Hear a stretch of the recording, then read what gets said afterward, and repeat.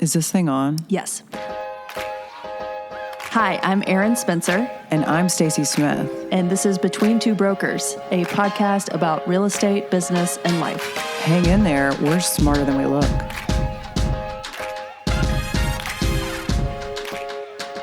This episode is brought to you by Theater 99. Hello, everyone, and welcome to another episode of Between Two Brokers. Today, we have local Charleston celebrities, Brandy Sullivan and Greg Tavares from Theater 99, our local comedy club, theater. Tell us, how would you guys describe it? Charleston's home for improv comedy. There we go. Yeah. All right. 280 Meeting Street above the bicycle shop. The entrance is up the stairs at the back of the building. Shows every single Wednesday, Thursday, Friday, and Saturday. Take a class. Have you ever done DJ work for a strip club? You were a stripper for a while. I was a stripper. I kidding. She's saying your voice is very familiar. No. Whoa, nailed it right there. Wait a minute. You guys work together. Yeah, I always say my name is Brandy with a Y, like the drink, not the stripper. So those days are behind me, but you know. Wow. What a difference a letter makes. Smith Spencer, we did an improv team building thing or corporate retreat or whatever you want to call it. We had a great time. So fun. But one of the things that I learned there was, I know you guys had been around forever. You've been in that spot for how long? Since 2005. Okay. So about 20 years. Wow. But you've been in business for how long? Oh, well, this May will be 30 years. Wow. Congratulations. It's crazy. And that's weird because I was 4 when I started. Yeah. And homeless. Okay, so tell us. I was an orphan child when we started. Tell us true. how you met, how you got together, how you decided to start this business. I mean, you just start. We were classmates in college. We took classes together in college. We would study for stagecraft together in your apartment. And so we were pretty young. We were in our early 20s. Yeah, I was in my 5th year. Greg was in his 4th year of college, but he had taken a gap year. I didn't know they made a 5th year, just so you know. I found out. So we became friends in college, and I always admired Brandy's she's always been incredibly funny, and just her presence in person, like just you would not have to guess that she's funny, you know. And so we started working together in college, and we knew that we wanted to keep working together. Yeah, and Greg was he was the big man on campus when it came to getting parts in shows. Like, you were Romeo. Still am. You're no, but you did. I remember as an undergrad, he was like very talented and very a real go-getter. So when we ended up doing a project together at the end of our senior year, he had approached me about doing the Sam Shepard show, Cowboy Mouth, which is an intimidating 2-person show, and I was like, I don't know. But I trusted him. We'd become really good friends, particularly in that last year of school, and had a real bond. So we kept in touch from there. And once we worked together once, we knew we wanted to work together again. Mm-hmm. And then improv became a part of in my life, pretty big deal part of my life. And then the one person I knew that I wanted to work with like crazy doing improv was Brandy. And so when we had an opportunity to do something together, like maybe a longer run here in Charleston, we contacted each other, and we knew we wanted to do it. And that's when we started in '95. Yeah. At the Lance Hall behind the Unitarian Church, the Circular Church. Yeah. Yeah, we did 16 shows, like 2 shows a night for 8 days. It was fun. A lot like the Little Rascals, where you're like pay a penny on your way out if you like it. Not quite that. Snapple for $1. Yeah. So everyone over 60 listening to your podcast is gonna love that reference. But like we're very, very. Have you seen broadcast news? Yeah, so we were really bootstrappy when we started. We're still pretty bootstrappy now, but like we would just find a space and we would do a bunch of shows there. And there were other people in the group at the time. We were kind of the only two originals that are still around. We had a guy join us about not even a year in, 9 months in, who has been like amazing in the Have-Nots, the group that started the theater. His name is Timmy Finch.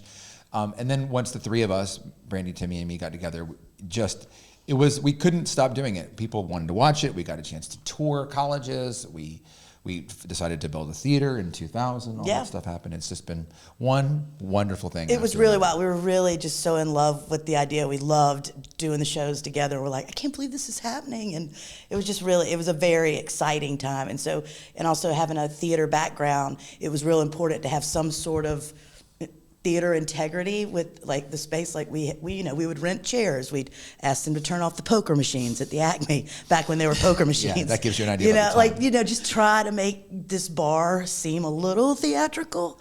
So that was kind of has been a through line through this whole like fun run. And about 20 years ago, maybe a little bit more than 20 years ago, maybe 22 years ago, it went from being the three of us, Brandy and myself and Timmy, into being a company of people and all different people in town wanting to learn how to do improv and then becoming performers at the theater. So the past 20-something years, it hasn't been just these couple of people. It's been a giant group of people that have just been able to do work together, perform all the time. Yeah, it was great. It was great because it was just us, that did it in town. And then when we opened the space in 2000 on Cumberland Street, other people we found out were interested in it. So there were other people who spoke the language after everybody. And so this little community, I call it the Renaissance. It was like, oh, this group, you were in it.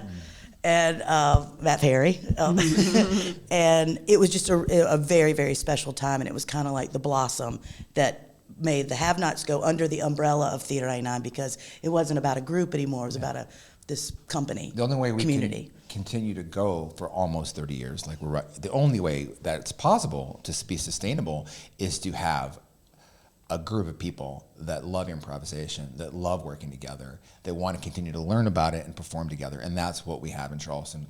It's amazing. We didn't even know. For 5 years, we had no clue that there was such a community of people that were interested. All these artists that didn't know they were artists yet because they hadn't had the opportunity to do improvisation because there wasn't anybody really teaching it in town.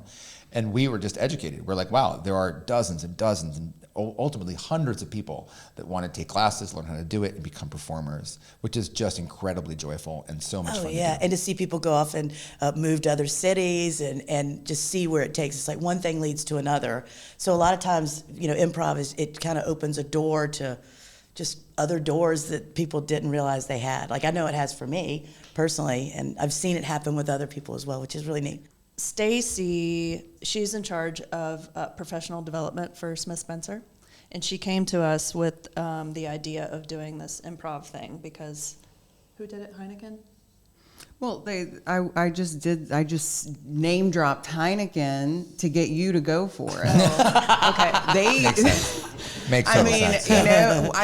I could see the looks on people's faces when I was telling them what we were doing, and I was like, Heineken, okay, they're a legit company. And you're drunk now. Right now you're drunk. Trash. Sponsored by Heineken. We chugged a 6-pack before this. Yes. Chugged a 6-pack. What does that sound like? Get a load of you. Hey, 1990s. Hey everybody, we're chugging 6-packs. All right, everybody. I'm still at 95. Oh my God. I don't even remember the last time I bought a 6-pack. That's hilarious. So she was the one that Yeah. thought it would be cool to do that. And I, typical me, rolled my eyes and said, great. Got there, fucking loved it. Aww. I had a great time. So let's talk about the process. How did you come up with this corporate team building? I don't even know if you call it corporate team building or just team building, whatever. From here on out, we're going to call it corporate team building. Corporate team building, CT Heineken, Smith Dub. Spencer, these are the big companies that have done it. But you know what? I think it would be great for a birthday party. I think just having a group of people get together. Absolutely. It was so much fun. Y'all were a We've done blast. those, Yeah, and it was a blast. Oh, yes. Yeah. It was all women. Yes. Which is Yes. amazing. Yes. And they were so game to play. Everyone came excited to play. And we had a couple of drinks beforehand, which changes the whole temperature. That helps. That helps. They were so fun. We could do a much better job of, we don't really market this. We just take calls on the corporate stuff. Mostly it's because we get inquiries all the time. We were on the phone this week with a couple of different clients. People are really interested in doing it. And we are constantly doing this kind of work because the application of improv in every single walk of life, I don't care if it's sales or if it's leadership or if it's listening or if it's emotional intelligence, all these different kind of really important things now to take into consideration, soft skills. improv has applications in all of that stuff. Learning how to be present, learning how to focus on the other guy instead of yourself, learning how to take what they give you and making something out of it. That's just what we're doing in the improv scene every single time. And so there's no situation where that's not profitable for people to learn about. When we were kind of debriefing afterwards, I was saying, like, it highlighted to me how much people don't listen. Right, because that's the truth. Several of the activities, it was all about listening. I'm not listening right now. I can tell. But it's true, yeah. The listening thing, you realize, and after you do that, when you're out in the world, you really recognize, like, oh, this person could use a little listening class. You know, it's very natural for people to be a little I'm like. going to start telling people that you could really use a listening class. People love it Erin, when we you say tell that. people that all Real the time. talk. Yeah, but not people that don't work for us. Improv can ruin real people for you, okay? They Yeah. can, because you're like, what a bunch of lamos, okay? They suck so bad, they don't do improv. That's what I'm constantly thinking. I can't go to my when my wife has like a work happy hour, fuck those people, okay? I'm kidding. Sarah, I'm kidding, okay? No, I mean, we've joked about it. I'm kidding, kind of. All right. No, I'm just saying yes to Glad what you you said. drank that six-pack before the show. I'm just saying yes to what you said, is that you've noticed now, you've taken one improv workshop, you were there for 90 fucking minutes, and now you're like, wait a minute, people suck at listening. I'm like, that's what we've been saying our whole fucking lives, okay? That Yes. and the yes and thing is so big, because so many times you'll find yourself in a social situation where someone says something that's like, okay, that was awkward, but you don't want them to feel bad. Absolutely. And so the yes Yeah. and, because I remember you instructed us, when it doesn't matter what the person said before. It doesn't matter if it makes sense or doesn't make sense. You never negate what they said. Right. No, that's not the color of the chair. It's just always yes and. And it just puts people at ease. Absolutely. You know, it doesn't ruin a conversation. It doesn't get awkward if you just like kind of keep it going. Keeps it flowing. And like we said, like when people feel heard, they feel respected. And when people feel respected, it's just it's the way things should be, right? Well, and know? even in a negotiation, like Thanks. we'll have some of our agents call us when they get stuck. For me, it's always, or even another agent, or even one of our clients, and I'm like, look, forward is the only direction. Like I'm not going to waste time talking about what's happened. We have to move forward, and I think that's like a really good way to look at it. Agreed. Like one of the things, so I had no apprehension, obviously, about this. Doing the workshop for the team, and Erin is the funniest person I know and stole the show. So I have, her attitude is just shitty a lot of the time. So like that's why she just like automatically something's coming out of my mouth. She's like inside, she's shaking her head. Well, I have to filter out about 90% of what Stacy brings to me. So we've all seen that. yeah.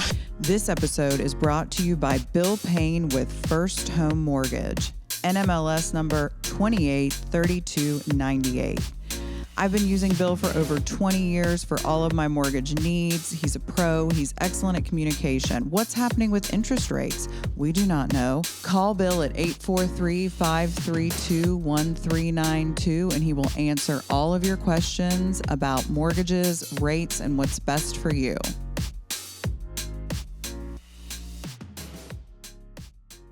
Everybody, including myself, everybody was nervous about having to perform by themselves on stage. And that's not what it was like at all. And so I just, I don't know if you guys do your normal improv classes like this, but what you did was there were 22 of us or something. You divided us into two groups. And we went around in a circle and you just started, it was just like comedy boot camp, right? Yeah. But communication, and everybody's laughing, and even if somebody screws up, like everybody laughs, and it was hilarious. Everything time. was hilarious. Whether somebody said something funny or not, we were just laughing the whole entire time. And it was only 90 minutes. That was another thing. But I want to actually get back to what you were talking about with the have-nots and the theater. Explain having a theater company and then having the theater, the difference and how it works together and everything like that from like a business standpoint. Wow. So, yeah, that is a great question.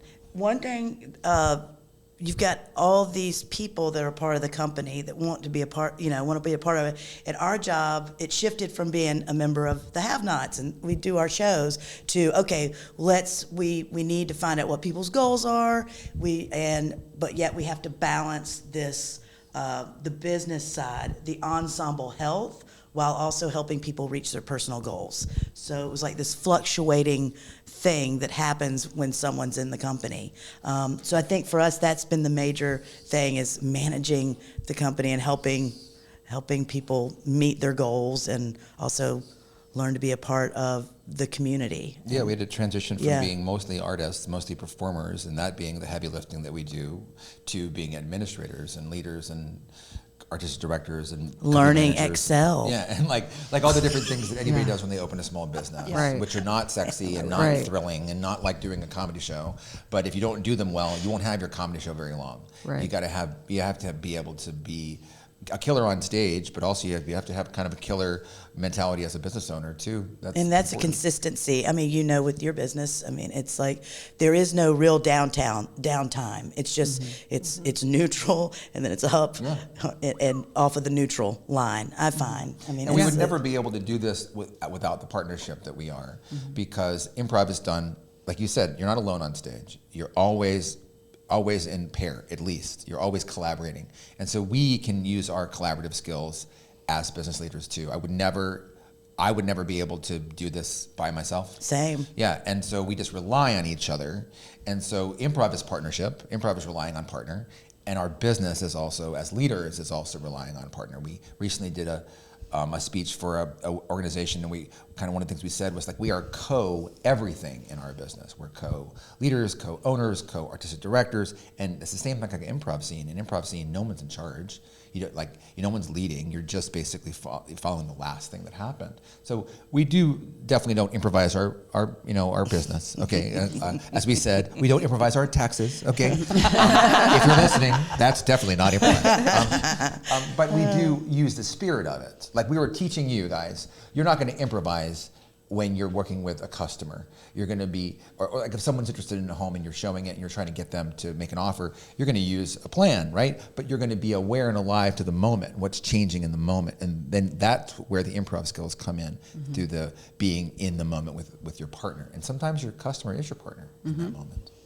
It's really fun to do like the workshops with you all, because when people think about improv, people don't really know what it is. I don't expect them to. Forever it was like the E would always come up on spell check. So it's like, hey, we'd love to get an improv show. But, that was forever. It still happens, which is fine. I don't expect everybody to understand. So when people come in with the expectation that they have when they experience anything that we do, like the workshop, I love the kind of, it's a novelty, but yet hopefully they take away a couple of nuggets that can really stick with them, And so it's like, I guess, a low expectation people have about it. So I really enjoy that, seeing people come in not knowing what to expect and walking away hopefully happy, and pleased, Yeah. So So that's it's a you big two, thing. and how many other people have a vote in like business decisions? We're the business owners. Okay.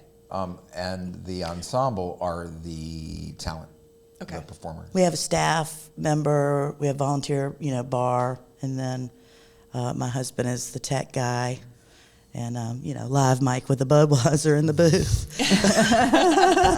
I'm not going to say a word. I was gonna say, there's nothing like, I usually don't give a shit what I say, but Sean, I got your back. So when COVID came up and you obviously had to pivot somehow, were you in agreement on like what that looked like?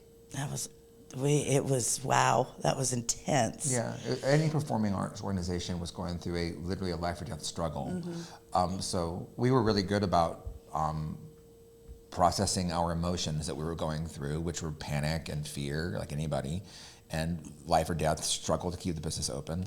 And so we were really, I think, kind and compassionate towards each other if either of us had anything that came up emotionally during the pandemic, because we understood that's the way it goes. So we didn't have a lot of conflict about, and also no one had a roadmap of that experience. We've had no roadmap about this entire career. Yeah. It's like one thing has just kind of revealed what the next thing's going to be. based on, So pandemic was a roadmap-less situation inside of a roadmap-less situation, like Yeah. double no roadmap. Yeah, and it was, Sounds like fun. and we also came to the conclusion real early, like, there is no plan B. We have to get through this So somehow. what did you do? We waited. Well, first it was like, okay, the rent is going to be due. That, you know, Get a break. so we didn't really get a break with that. We got and then put it off, and we for a little while, and then paid it back We eventually. performed anywhere for any amount of money. We did anything. Like on Zoom? We went to old folks' homes. We went to Oh, yeah. Oh, yeah. apartment Wow. buildings. We did shows. In any situation people would have any money, we would go. And we, With a mask well, on. at first we couldn't do anything. You couldn't have anybody in the space, and so this brick and mortar was becoming, an anchor around your neck because it was just really, it was just intense. And so we offered private shows, and so we would have anywhere from 10 to maybe 20 people. We'd make them spread out, make them wear masks, and it was. We did a private show for 4 people one time. Yeah, we did. Four Yeah, people. they came in. And it was a They blast. came in from Kiowa. It was like the family wanted to come. We're like, sure. Yeah. And we did them for peanuts. It was like, We did anything, anytime, anything. and we because did it was almost. fun. We did. I think we did. It was either 99 or 100 of those during crazy. that. So Just many. and it was a lot of red seats to look at. It's hard. We constantly wanted to show proof of life of our business to people in Charleston because the people in Charleston are why we survive. We are supported by locals, supported by people, local businesses, local people that want to come see our shows, buy the workshops, buy the classes. So the entire time during, like, let's just say red hot pandemic, we want to tell people in Charleston that we're going to be here when this is over. And so far, we're here when it's over. And we'd never really done it. We'd done like a fundraiser for our wheelchair lift when we first moved into Meeting Street, which was wonderful, and everybody was so helpful. And then we were like, I think it's time we have to do the ask because we don't like doing that, first of all. And but we had to. It was like, this is time. So when we felt comfortable enough to be on stage to perform, like 3, maybe 4 of us at a time, we would. That's when we started doing it on Facebook and on YouTube. Did some streaming shows, so people were tuning in and were watching, which felt great, emotionally. Like, oh, that's so nice. This is so fun, and the support was really sweet. But yeah, we raised some money that way to help yeah, it was wonderful. get through. It was People super were cool. supportive. We're very touched by that. And those shows were really some of our best Good work. Lord, man, jeez, I think about those streaming shows. They're still currently on YouTube. Don't Google it. Yeah, we gotta get rid of I those. will watch those and be like, what the fuck are we doing, man? It's okay. We're surviving. I think should any other sort of pandemic arouse, maybe, Greg, you could do something with those beautiful feet on OnlyFans. I hate you. Yeah, I hate It's a you so good-looking much. foot. Yeah, Greg. really Greg hate over to the say. years has turned You into. He wanted Right. to make sure filming You was from the are waist up. a bad person, okay? It is a beautiful You're foot. just I'm a not bad kidding. person and no one likes you. Erin, show him your feet. No. Yeah, oh, do it. Nailed it. I like you more now. I liked you a lot before, but now you doubled it. You I've never liked. Hey, y'all go back to Vickery's. I mentioned all the way back. in my dad's eulogy that he gave me feet that do not belong on a woman. Okay, I mean, like, Oh, for real? I for real did. Oh, right Yes. on. Like a Sasquatch kind of thing, or Just show them. No. Okay. No, I don't want to hear your damn yeah, you feet. do, Greg. Come on, you need a friend. So far we've worked in the pandemic and your dad's eulogy so far. It's really. Let's bring those comedy guys on and talk about death. Let's do this. Hey, tell me about the hermit crabs. How you That's doing? all I want I'm to talk okay. about. How you No. doing? I'm okay. Hey.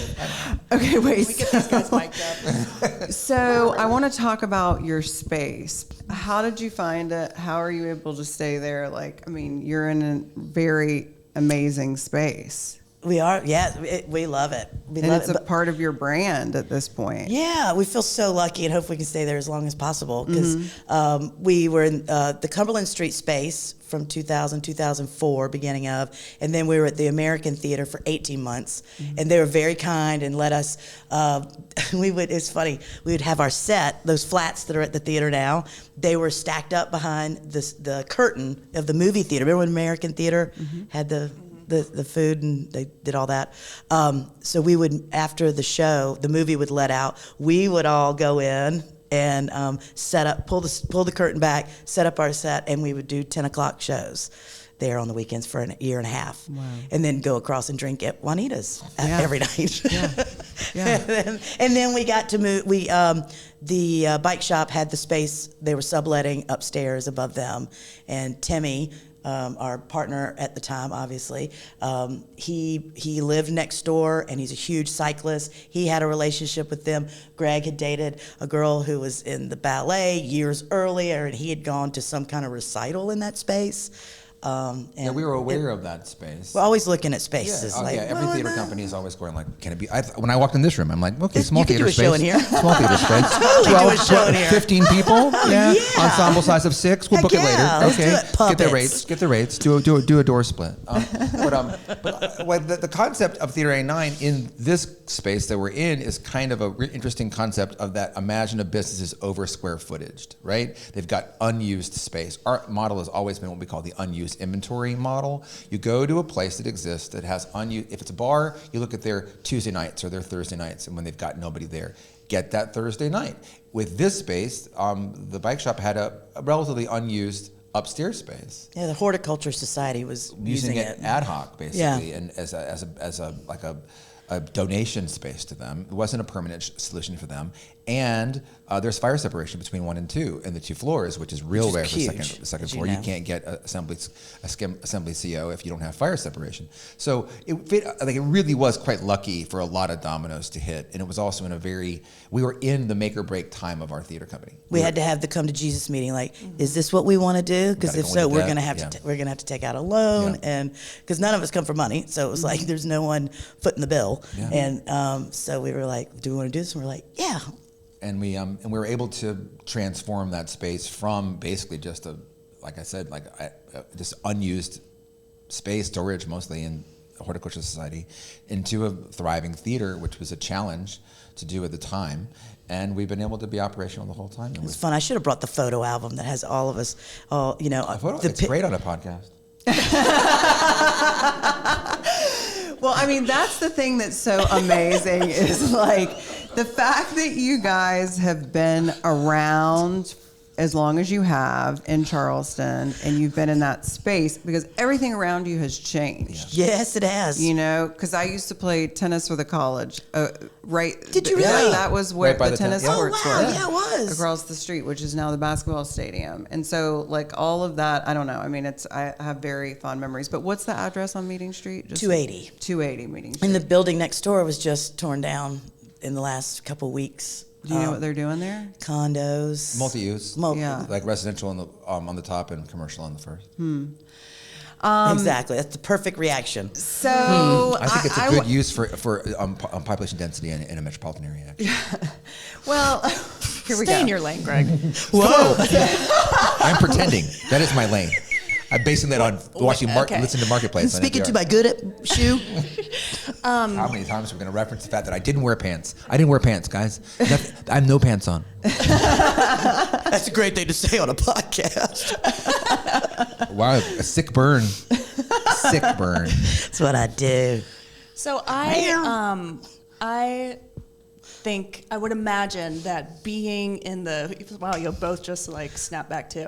I was gone for a second. Both just gave me we're here. I would think that being in the comedy business, particularly in the last 10 years with cancel culture, it has to be a little difficult when you are supposed to be quick and witty, like especially in an improv setting.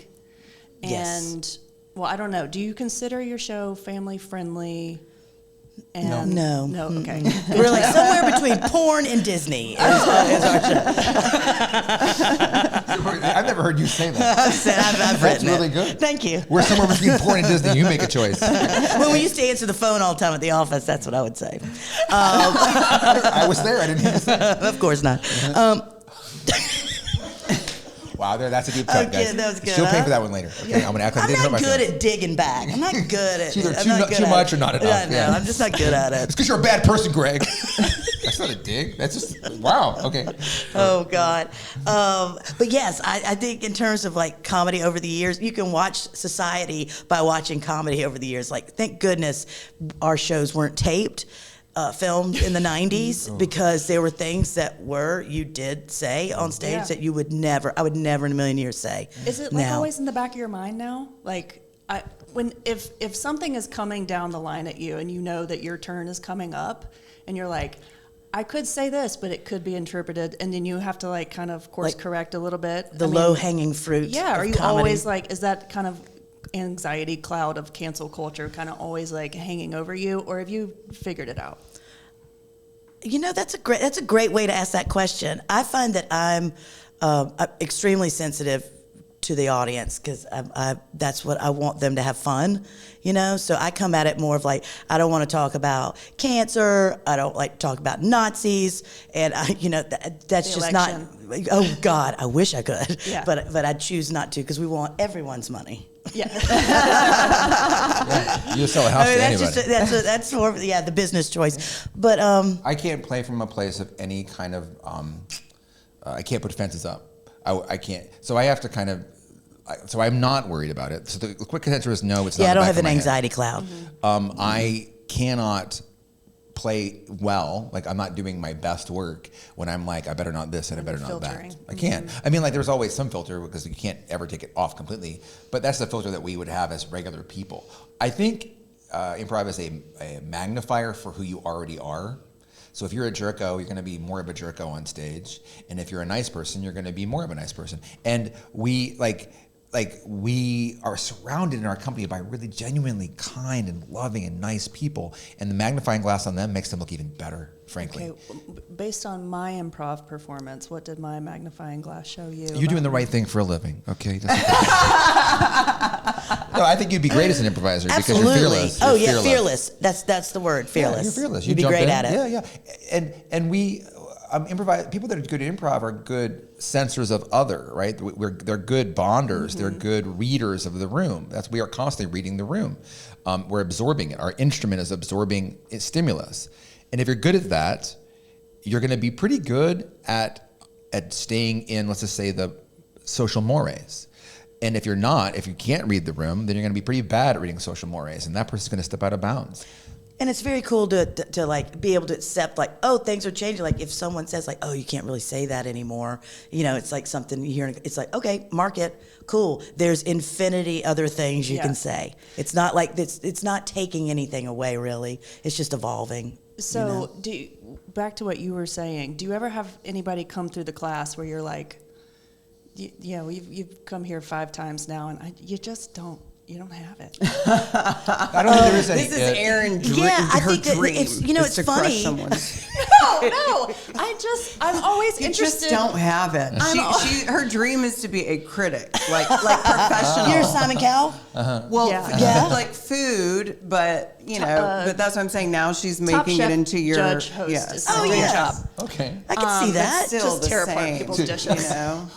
Your dream job is top chef judge. That's great. Yeah. But you don't really. But you don't. That doesn't. No. I'm asking because I'm always interested in how business owners or people in leadership deliver bad news. Right. Well, in the classes scenario, they've paid for a class, and so our job is some people are going to be really bad, and we know that because it's a brand new thing, out of the box thing. So there are things you do to help them have a positive arc in the experience. And some people, they sucked in level 1. Like I love teaching level 1. I love being the first impression, an ambassador, if you will. And I love the level 1s. So I've seen people come in, I'm like, boy, bless their hearts, And I mean that in a sweet way. Like, I don't know if they're going to do it. And then by level 3, something is clicked. So everybody, it clicks for them or doesn't. There are those that just never does, but they got a lot out of it. Well, and they tried. Yeah, and the goal isn't necessarily to get on stage. It's sometimes people who want to be not as shy, or they have to speak at work, or they have a podcast. I think that we're lucky in one way about delivering bad news. Like you're curious about how you deliver bad news in a business setting.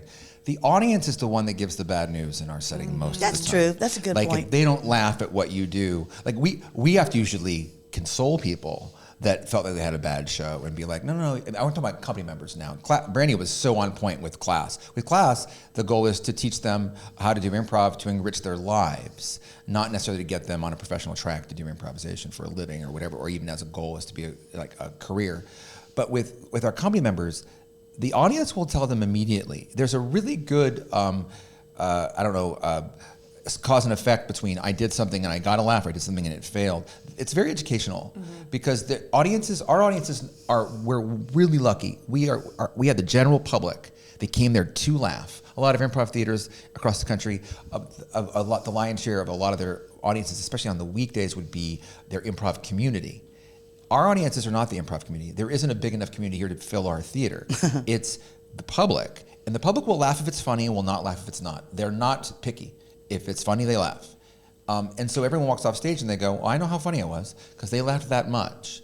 And they can we're usually like, look, hey, you did a great job. You can't win them all, kid. A lot of us is about making people, redirecting them into trying to be positive about not being the next devastated. time. Because of course you're putting yourself out there and you just see it and people are being vulnerable and so you just want to go like, hey, we're gonna get to do it again, even if you feel it gets easier to. It's great to acknowledge when you do something wrong on stage because it is. I believe the only way you get better is going, God, I sucked at that. I'm sorry. I talked over you during that. My bad. You think about those things the next time. Mostly people are trying to improve. The audience is our biggest teacher. The experience of doing it. Also, what's great about improv is it's mostly generated by people wanting to work with each other. So if you're not good, no one wants to work with you. Like if you're like people that create groups and shows together, they're infatuated with watching someone's perform, or they're curious about what they could do together. If you're not that, then no one's going to work with you. So it's kind of self-correcting in that way. The people that are great, people want to work with them. They get great reactions from the audience. They want to keep going. People that aren't getting the reaction they want, or no one wants to collaborate with them, they usually kind of, in their own way, in their own time, learn to go do kickball or dart league or whatever they might do. And it goes back to that whole thing about the ensemble health with personal growth. Like we have a lot of our ensemble shows on Wednesday, Friday, and Saturday. It's people. It could be a different group. It could be the six of us, on Friday, and then it's a totally different group on Saturday. So people get to make those connections with each other, and go, ooh, that was, we did a great scene together. Maybe we should try something sometime. That's beautiful, I think, because that's how, one thing leads to another. And the vibe is super different in bigger towns because there's an aggression or a ambition. Want to get famous. They want to use improvisation for a different goal. Improvisation is rarely the end goal. It's always like, I want an agent, I want to get famous, I want to get work, I want to be in film, which I really SNL. appreciate because I also have those goals. Okay, so I'm not shading those goals. But in a town like Charleston, they want to enrich their lives, which it does. They want to have an opportunity to be an artist, to live an artistic life. The people in our company are getting to live an artistic life in Charleston and still be a school teacher or a real estate agent or psychiatrist. Yeah, psychiatrist or whatever. And this is really a wonderful role that can be in their lives. And they can do it we have people in our company that have been performing with us for over 20 years. Oh yeah, 2002, end of 2002 was over 20 years. It's a long time to be an improv company, but that's because we all love each other and we respect each other and we just have fun playing together. That's the key. Have fun playing together. Well, I mean, if I were to ever go, I got a high from that. You need to take a wonderful. class, short little Erin. time. That's It was- great. Aren't it you was feeling really it, fun Stacy? to- That she needs to. Totally. Yeah. 100%. Level 1 starts on January. You want to do it 9th. January 7th? So let's talk about. So you have. Is it 3 levels? Let's talk about the There's classes. 5. 5. Okay. And Yeah. how many It's gonna be a classes long in haul. each level? What's the time commitment? Sell to the people. What a great question. Thank you. Thank you. The level 1 and 2, there's 6-week classes, 90 minutes once a week.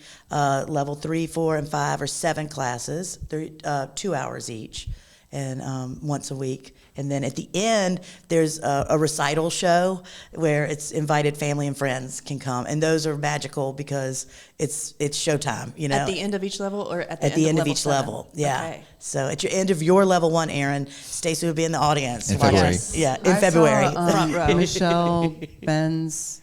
Yeah, performed Michelle there. Benz. Yeah. Oh, I bet It was she was great. amazing. She was back There in was a level- E is for Idiots back in the day. That's a long Yeah, you remember that one? An ER doctor. Yeah. Amazing. Yeah. Yeah. She was. So, okay. And so you go through do you do these each year, 1 through, you do all We the do them levels? constantly. So you're always going. Yeah. Like just Wednesday night, there was a level 1 recital. And Okay. then, Last night. Yeah, Wednesday night. Was it last night? Yeah, that was last Wednesday. Wednesday night. Same thing. They're both. Okay, they're both correct. And They're both you correct. guys have talked about the people that are signing up for these classes, and they're all different, and they come for different reasons. But I was always curious, like, so they don't all think they're funny, like they have this talent. I was really lucky recently. I was the substitute teacher question. for the last level 1 that happened, the one that recited either last night or Wednesday, whichever you want to go with that one. And I got to eavesdrop on them talking. So the class before, so these guys they've never taken an improv class. They're all super nervous around each other. This is class 1. You subbed the yes, first class. I subbed the first class of level 1. Mm-hmm. And I got a chance to listen to them talk. And everybody was super nervous. And they were all going like, I don't think I'm funny. I'm not funny. I'm not funny. I'm not funny. And the first thing I said to them at the top of the class was, great news for everybody. You don't have to be funny. Mm-hmm. It isn't about trying to be funny. Mm-hmm. It's about collaborating, listening, and bonding. And that is the process of improvisation, not consciously thinking, I need to say something funny. And it did seem to relieve them immediately. But all of them were like, you could tell they were just anxious about the idea of like, hi, I don't know why I did this. Hi, I'm not funny. And it's classic every time it happens in a level 1. Of course, because I always tell them, like, the hardest thing is walking in the door on that first day. You know, and then I'm like, notice how quiet it is in here, and then you cut to the following week, and the following week, they're just become like these pals. Yeah. You know, because they're doing this thing together, and it's a very eclectic group of people usually. Yeah, there's no one type of person that's doing it. And the people who think they are funny, you don't get it in every class, but there's maybe one or two people who think they're funny, but you're not. But they're a little hot doggy, like, and you're like, and they don't do as well. The person who's kind of quiet and listening and really taking it in, because this is not, they're accepting that they'd have no idea what this is going to be. You know, they end up being the ones who kind of shine. Yeah, I find. And improv is learned behavior. It's not at all innate. It's learned. And so the idea of being just funny, like Brandy, I just thought she was funny when I met her. But no one, when they met me when I was 17, 18, 19 years old, no one thought, oh, Greg's really funny. No one thought that. I know, still. And you feel comfortable to say that, which I love. No, like people don't, like they did not meet me when I was younger and go, Greg's going to do comedy.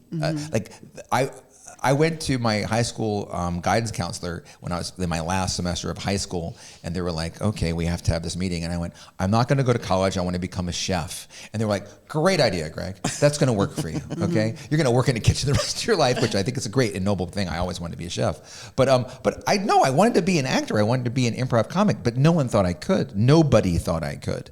And I had to work. I thought you could. Well, you know, but we're talking about, that's late college. By late college, maybe I could. But when I'm talking about, like, when I was for a good 5 years there, when I was doing my theater degree, when I was 18, 19, 20, 21 years old, everyone was like, you should do something else. I mean, people on the faculty of my college were like, we have to give you our best feedback. And the best feedback we can give you is, do not go into acting as a field. Weird. That was bad advice. Well, I agree. And the reason why I say that is this. I don't want pity. I'm not saying that. I'm saying that they were probably on some level right. I had to learn a lot to get to where I am. Mm-hmm. And I learned it in improv classes and acting classes too. So that it's really a great story is you don't have to be talented.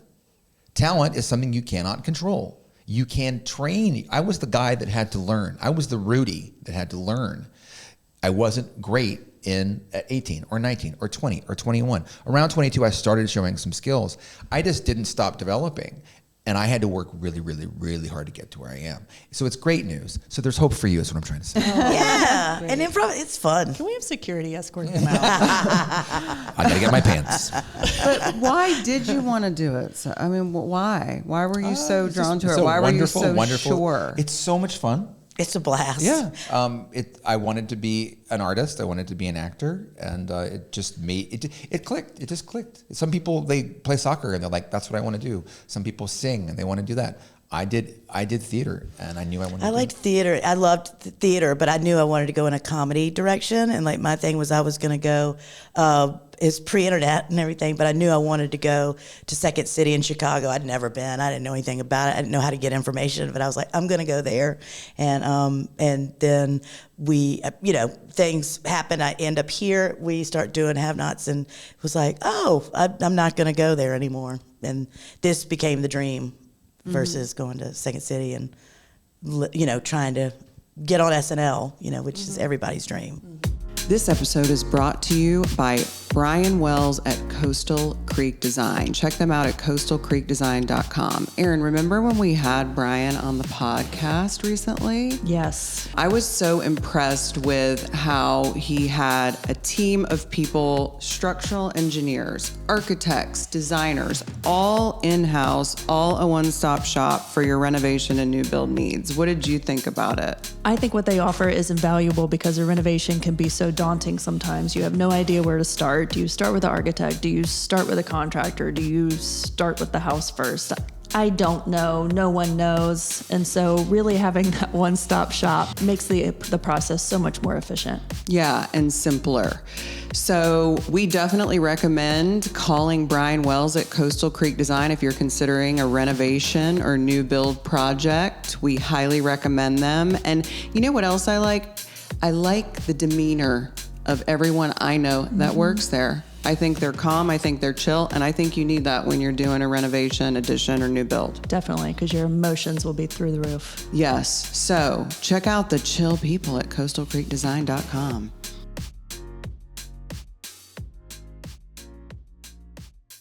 Tell us how you guys think Charleston has changed.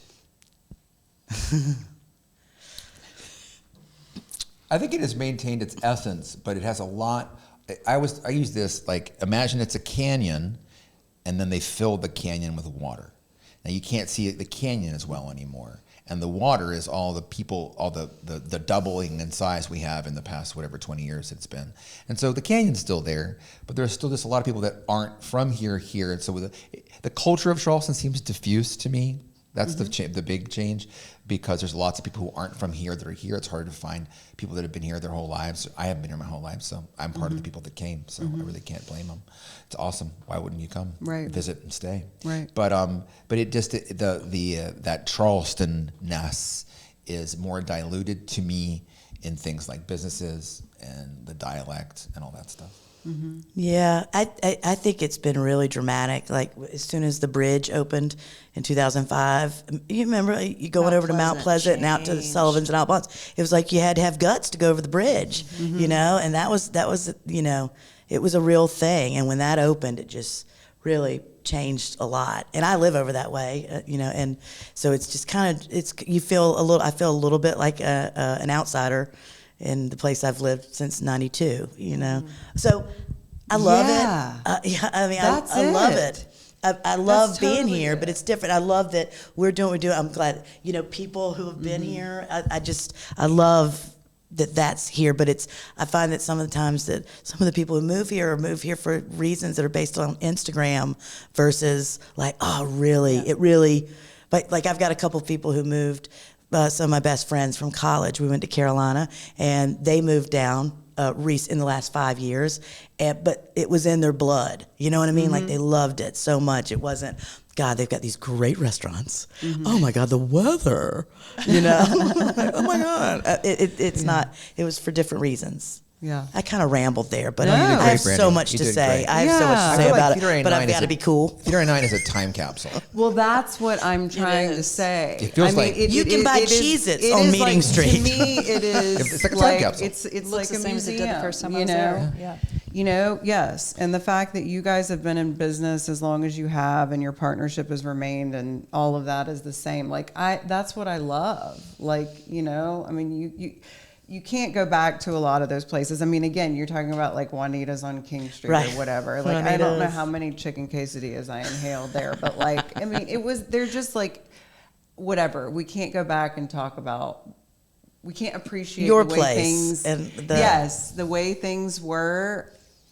Yeah, the burgers. I get at your nostalgic when I place. get into Theater 89, and I feel know. both nostalgia and because nostalgia is kind of backwards looking, but I also feel very present. And that's what I feel super lucky. Every time I lock the door at Theater 99, I'm like, what a lucky person I am. No doubt. What a No lucky person I am. doubt. And we need to get this door changed one day. Yeah. It's so old. I don't know if y'all get this, but sometimes I'll drive downtown and it's like I've got to be at the theater like at 7 and it's maybe a Monday or Tuesday and I'll turn off of East Bay onto Calhoun and there's no traffic. And it's like the sun's coming down and I'm like, this feels like the 90s right now. Right. You know, because I love those moments where it's like, oh, there it is. Feels like that, like the night before a hurricane. Yes. Yeah. Yeah, it does. Yeah. And unfortunately, that's another thing I was going to say is that one thing that I feel like has changed is everybody used to know everything that was going on in town. Mm-hmm. Everyone wanted to go to Piccolo and Spoleto. Everybody wanted to do that. Everybody knew. And the only thing that brings people together now is hurricanes, right? Where everybody's focused on the same thing, which is kind of strange. It is difficult to capture the city's imagination with any kind of programming. We still succeed. We still do great. People come to our show all the time. But what Brandy just said couldn't be truer. Like how now you get the attention of the public because they're so inundated. Yeah. And like Clemson Carolina weekend, it used to hurt. We would sell 50 tickets because everybody was watching the game. But now there's so many people, which is a good thing. Mm-hmm. We don't. That Carolina Clemson weekend isn't a factor. Seawee, we used to take off Seawee weekend because it was like everybody was there. Seawee, everybody was there, and we would take off. Remember? I was like Seawee. Yeah. We used to, but also you think about there are so many good things as well. Like we could never even fantasize about doing 4 shows a week when we started doing this in the 90s. We used to do shows every couple of one show a month in town is the have-nots. Because we were touring. Right, and also because we didn't want people to not show up. We were like, we can't do event-based Yeah, kind of and thing. then when we first opened Theater 99, we were doing improv programming every other weekend, you know what I mean?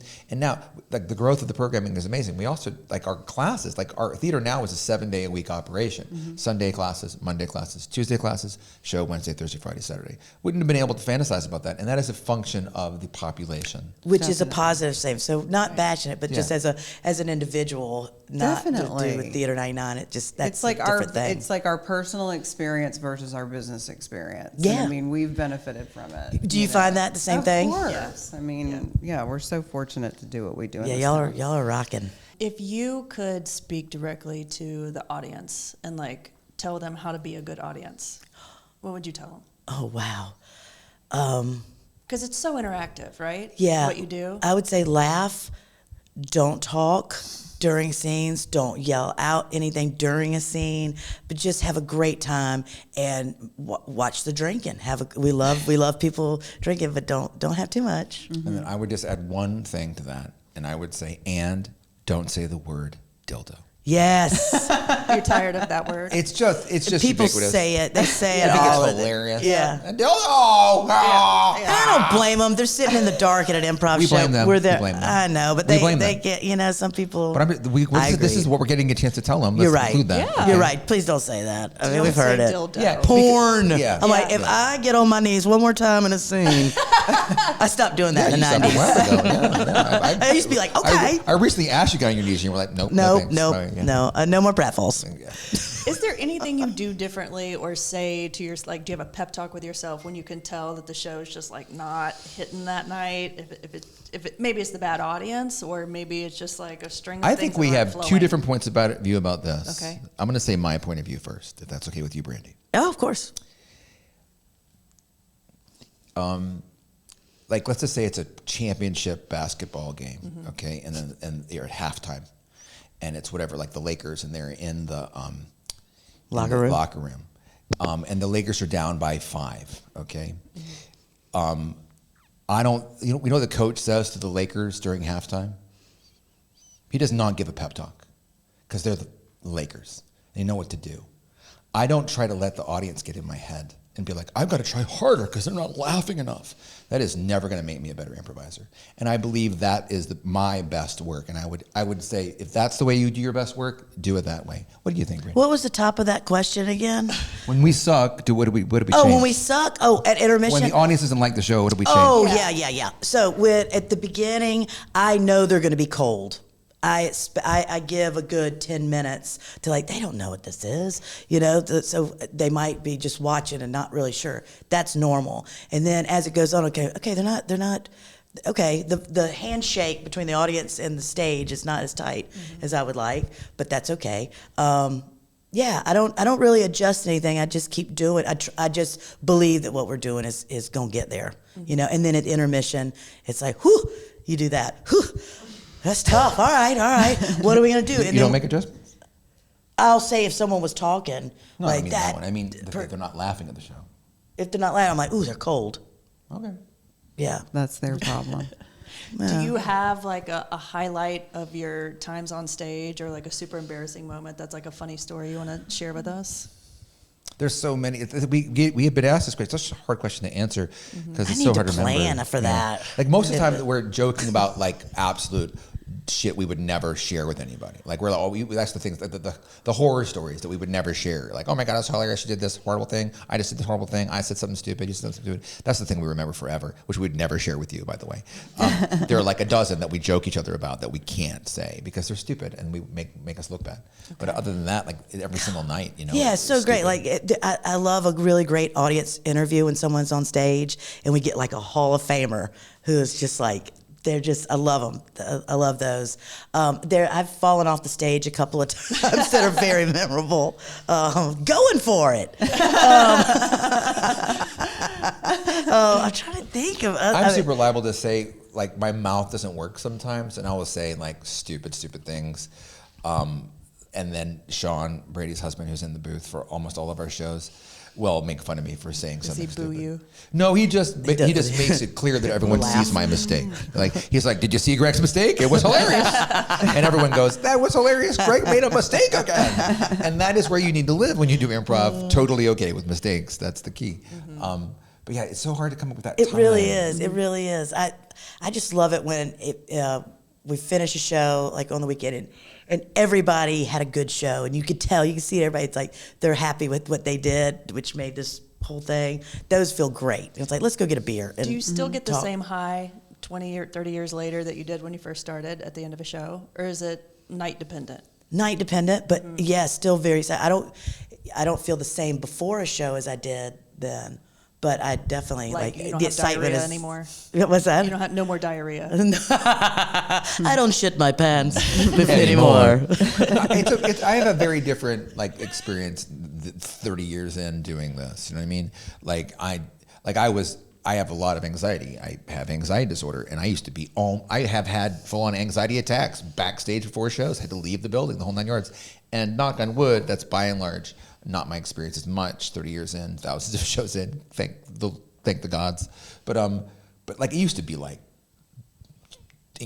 highs, like whoa, and now it's like yes, So there's definitely that intensity that's different. It was wild. It was a lot. Yeah. We used to throw our bodies around on stage. Like dumb people. I was always like, act like you're gonna hit me. Don't be afraid. Just do it. So I'd love to hit the floor. It was great. It was so fun. Funny. We would carry each other around, fall down. Like Timmy climbed on everything. Oh, every time. I mean, Timmy fucking grabbed me one time, tackled me, and hairline cracked a rib one time. Because Timmy is he's our partner in Have-Nots. He doesn't do any stage combat. He does real combat. Yeah. Okay. He doesn't know how to stage anything. Because he didn't do acting. He just did rugby. So he's like, he'd tackle you for real on stage. You're like, ow, this actually hurts. So yeah, a lot of things like that. Yeah, at Have-Nots, the three of us, we've never stopped. Like he's an attorney.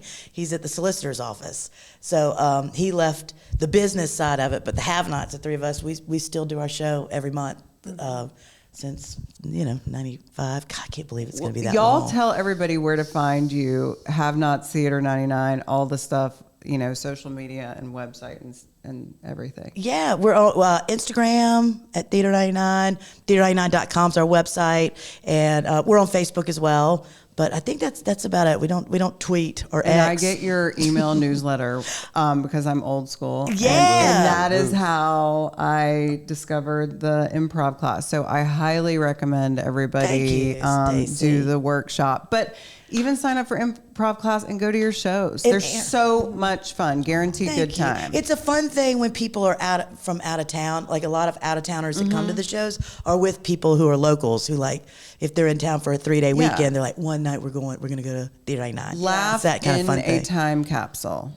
Laugh in a time capsule. Keep working on that. love it. Keep working on it. I love it. Thank you. Yeah, Cheez-Its. it's not that good. I have one more question, something I saw on your website this morning. Tell me about couples night. Greg? That's a Greg brainstorm. That is, okay. Brandy, you sound very enthusiastic about this idea. I do. I like we it. have this I want it pilot to shit, take Greg. off Yeah, more. it is. Because I do believe in it. It is. I have developed an improv experience for couples to help them have more fun as in their relationship. You know, and so there are different types of improv games than the ones we would teach in a class because they're not trying to get people to do scenes. Ultimately, improv is all going towards doing an improv comedy scene, but these games are more just about having fun with your boo. You know, And this came out of COVID. it came out of pandemic because you said the word pivot earlier, like how do you pivot? Like we went through a lot of brainstorming. How can we deliver our service to a customer when you can't be in person? And so I did them on Zoom with people, and I've done them in person with people. And most of the time what happens is someone does an inquiry about it and they think they're joining like a bunch of other couples in a class. And I'm like, no, this is for you and like maybe 3 couples or 4 couples, like a game night. And then they would hire us to come and do a game night with their 4 couples. There are 8 people, there are 10 people. And It's a great idea. it's fun and it's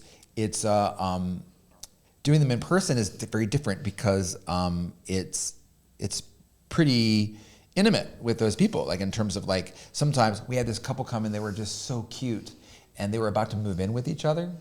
I used to do these after shows sometimes. Like recently you made fun of me like, Greg's got a workshop. We were just kidding. We're like, because I didn't, you know. But like what happens, like people, our time is hard at night because our theater is booked almost every night. So people will contact us for this fucking workshop and I'll be like, well, I can't do that day. They're like, and I'm like, do you want to come at 10:15 on Saturday at night? And they're like, 10:15 at night, sure. And so like 4 or 5 times for the past couple of years, like we'll all be drinking at the theater after the show. Like I'll have a couple of beers, and we'll be like, when you do this is fucking crazy. That's great. And then these people walk in. I'm like, what are y'all doing here? And Can I'm I like, help you? I got a workshop. I got a workshop. And I'll remember I had the workshop in that moment. Okay. And I always remember. Yeah. Go on in there, sit in the front row. What the fuck am I gonna do?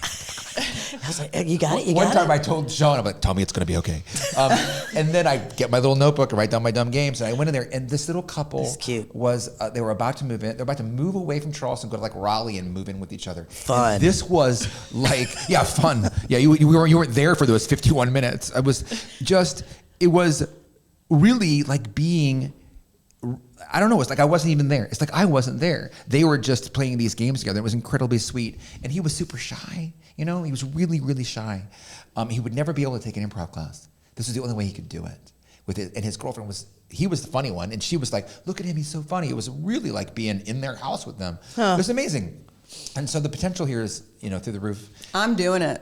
Yes, I'm doing Stacy. I know we're trying to wrap up, but I do have one more question because Okay. you just brought it up. How do you help an introvert who wants to do improv? I mean, You mean to get them to take the class or once they're in it? I guess once they're in it, I mean, because them signing up is on them, right? Right. But like once they're there, if they're just like, and you said you have anxiety, and like if they're just like in this anxietal state, Yeah. and they don't have that kind of extroversion innately pushing them, like what do you?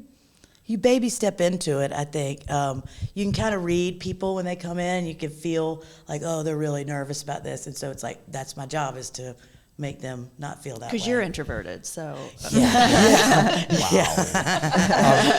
I think that's like, for me, my thing on day one is the first thing we circle up and I say, please go around, say your name and why you're taking this class. Just in a sentence. It's not a long monologue. And that moment, everybody sees each other differently because they know something about each other. So that kind of takes the temperature down. And then you just baby step and love it out. So really the only disability is a bad attitude. Ooh, Erin. I did a speech called "Fun That's Kills Fear," good. and that's That's the good. technique that I use. I'm think sorry, what? I Brandy and I were talking. Fun kills fear. I love that. It's a TEDx speech that Yeah. I did, and You did a TEDx? yes, amazing. Wow. But It was good. But For I what- used a technique that you cannot be experiencing fear and fun at the same time. And so the improv classes, the whole goal is to preoccupy them. That's the concept. It's called the preoccupation. You preoccupy their anxious mind with some fun, like you would do with a child. You preoccupy a child sometimes, and then all of a sudden they don't want the toy. They'll play with that instead. You preoccupy them with fun, and then they're not super locked in on their anxiety. They go with the fun, and that can be healing and can ultimately desensitize them a little bit to their anxiety. And the giant gift of improv is this, and is why I'm not anxious typically when I do it, is that I'm not me in the scenes. I'm a character. And so That helps. I don't have to, I don't have to have my anxiety, because my character might be a football coach and he's not anxious at all. And come on, let's get in there. This guy's not anxious. Greg's always going to be anxious. Nothing I can do about that, but this football character ain't anxious. So that is ultimately incredibly healing for people that have anxiety, that are nervous, that are introverts. Because I am technically an introvert, okay?